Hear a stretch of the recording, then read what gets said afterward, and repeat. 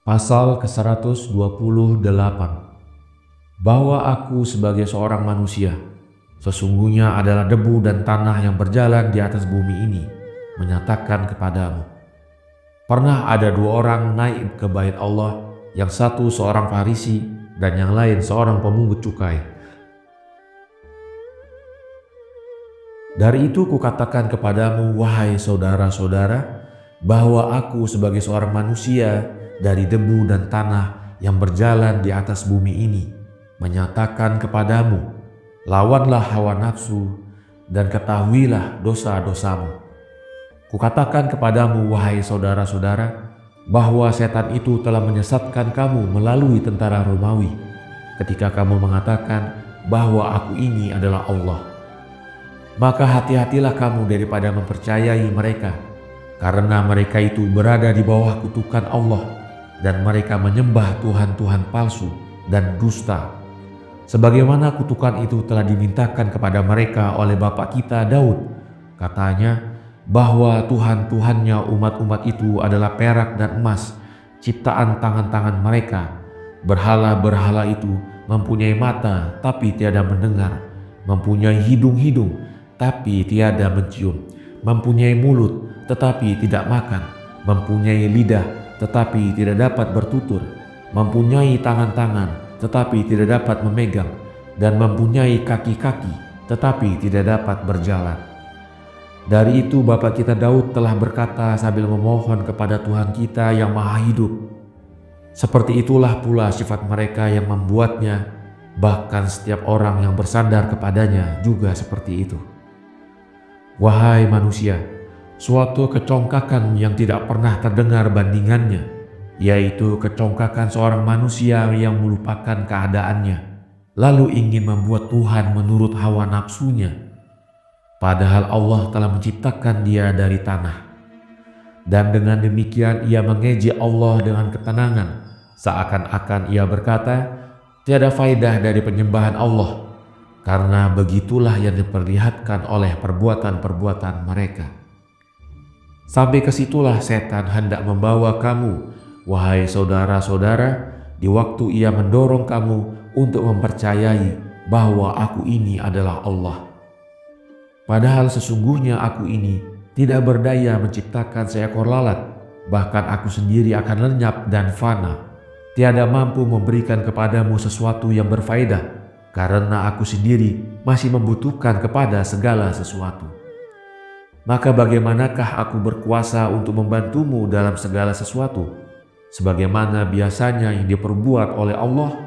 Apakah kita ini berolok-olok? Padahal Tuhan kita itu maha besar, yang telah menciptakan dengan titahnya jagat raya beserta segala bangsa bersama berhala-berhala mereka. Pernah ada dua orang naik ke bait Allah di sini untuk bersembahyang, yang satu seorang Farisi dan yang lain seorang pemungut cukai.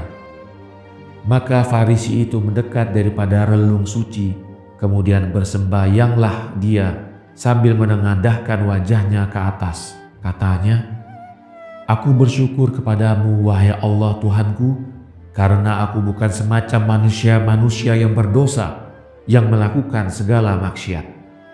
Khususnya bukan seperti pemungut cukai ini, karena aku berpuasa 2 kali tiap minggu. Aku mengeluarkan 1/10 dari segala yang kudapat. Adapun si pemungut cukai itu, maka ia berdiri agak jauh sambil membungkukkan diri ke bumi. Lalu ia sambil menundukkan kepala dan memukul dadanya.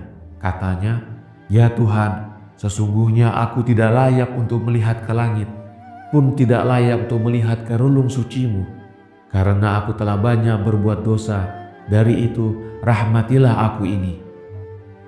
Sungguh kukatakan kepadamu bahwa pemungut cukai itu turun dari rumah peribadatan lebih mulia daripada orang Farisi itu, karena Tuhan kita telah menerimanya dan mengampuni semua dosa-dosanya. Adapun si Farisi itu, maka ia turun dalam keadaan yang lebih buruk dari si pemungut cukai, karena Tuhan kita telah menolaknya dan mencerca perbuatannya. Pasal ke-129.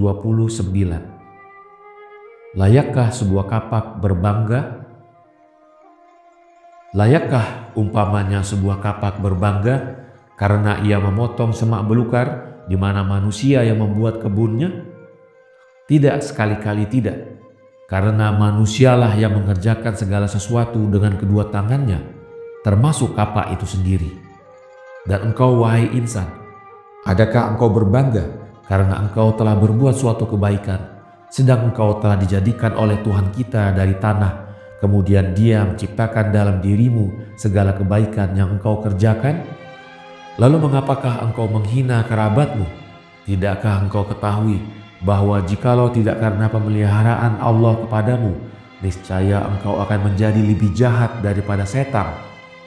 Tidakkah engkau ketahui bahwa satu dosa telah merubah malaikat yang terbagus menjadi sejahat-jahat makhluk yang terbenci itu? Dan ia telah merubah sesempurna manusia yang datang ke bumi, yaitu Adam, menjadi makhluk yang sengsara dan menjadikan dia turun-menurun sasaran bagi segala yang kita derita ini. Izin yang manakah bagimu yang memberikan engkau hak untuk hidup menurut hawa nafsumu tanpa sedikit kekhawatiran? Celakalah bagimu, wahai gumpalan tanah, karena dengan kecongkakanmu terhadap Allah yang menciptakanmu itu, akan terhinalah engkau di bawah telapak kedua kaki setan yang sedang berdiri menghadangmu itu. Kemudian setelah Yesus menguraikan demikian, ia berdoa sambil mengangkat kedua tangannya kepada Tuhan. Sedang khalayak ramai mengatakan, "Hendaklah terjadi demikian, hendaklah terjadi demikian." Dan ketika ia selesai sembahyang, turunlah ia dari altar. Lalu mereka mendatangkan sejumlah besar dari orang-orang yang sedang menderita sakit. Maka ia menyembuhkan mereka, kemudian ia keluar dari rumah peribadatan itu. Kemudian Yesus diundang untuk bersantap roti oleh seorang yang pernah berpenyakit sopak yang bernama Simon. Lalu ia disembuhkan oleh Yesus. Adapun para imam dan ahli Taurat yang membenci Yesus itu, maka mereka memberitahukan kepada tentara Rom tentang apa-apa yang telah diucapkan oleh Yesus perihal berhala-berhala mereka. Karena sebenarnya mereka sedang mencari kesempatan untuk membunuhnya, tetapi tiada mereka temukan, karena mereka takut kepada masyarakat. Maka ketika Yesus masuk ke rumah Simon, duduklah ia di depan meja makan. Dan di saat ia sedang bersantap, tiba-tiba masuklah seorang perempuan jalang yang bernama Maryam, lalu merebahkan dirinya ke tanah di belakang kedua telapak kaki Yesus. Kemudian ia membasuhnya dengan air matanya dan menyapunya dengan minyak wangi dan mengusapnya dengan rambut kepalanya. Maka agak kecewalah Simon bersama mereka yang sedang makan.